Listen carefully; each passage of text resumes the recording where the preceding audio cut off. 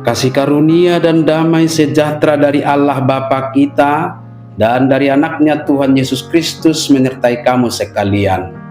Amin. Shalom, saudara-saudari, sahabatku yang terkasih di dalam nama Tuhan Yesus. Firman Tuhan yang menyapa kita hari ini, hari Selasa tanggal 21 April 2026, tertulis di dalam kitab Hakim-Hakim pasal 2 ayat 16. Mari sahabatku, kita simak dan renungkan firman Tuhan yang menjadi kekuatan dan inspirasi untuk menjalani hari ini. Demikian.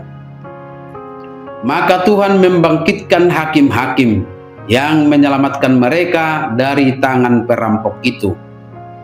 Dungi di pahehe Jehovah mapanguhum akan apaluhon nasida siat tangan ni akka nama namuni nasida.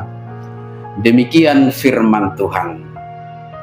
Sahabat renungan harian, saudara-saudariku di dalam nama Tuhan Yesus, dalam konteks perjanjian lama, jabatan hakim yang dalam bahasa Ibrani disebut sebagai shofet memiliki tanggung jawab yang jauh lebih luas daripada sekedar hakim di pengadilan di zaman modern yang kita kenal sekarang ini. Mereka bukan hanya pejabat hukum, melainkan pemimpin karismatis yang diangkat Tuhan dalam situasi darurat. Mereka juga memiliki tugas menghimpun pasukan, mengatur strategi perang, dan memimpin bangsa Israel untuk mengalahkan para lawan-lawan mereka. Mereka juga pemimpin pemerintahan dan sipil yang menjaga ketertiban masyarakat, mengelola urusan administratif, dan menjadi penengah dalam konflik antar suku atau antar keluarga. Mereka juga penegak hukum dan keadilan yang memberikan keputusan atas perselisihan berdasarkan hukum Taurat yang diberikan Tuhan kepada Musa. Dan satu tugas paling penting adalah menjadi pemimpin spiritual yang bertugas memanggil bangsa Israel untuk bertobat, menghancurkan mesbah-mesbah berhala, dan mengarahkan umat kembali menyembah Tuhan Allah.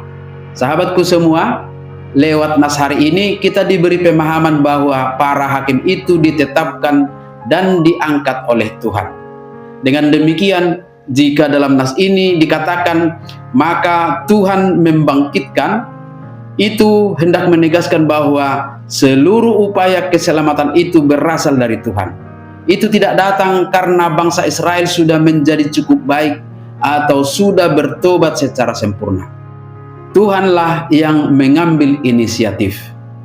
Sahabatku semua, hal ini pun menyadarkan kita hari ini.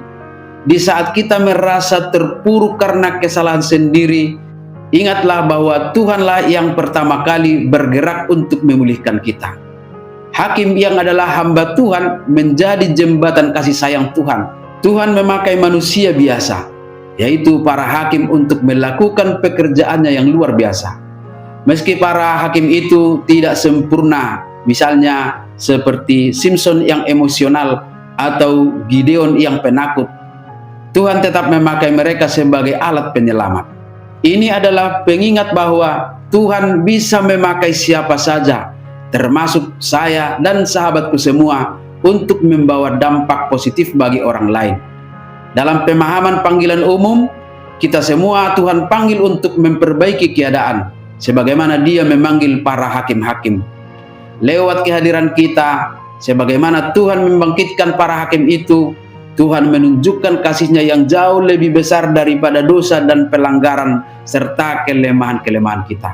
Namun, tentunya ini bukan sebagai izin untuk terus berdoa, melainkan undangan untuk kembali kepada Tuhan yang penuh kasih setia, yang akan memakai kita menjadi alatnya bagi kebaikan orang lain.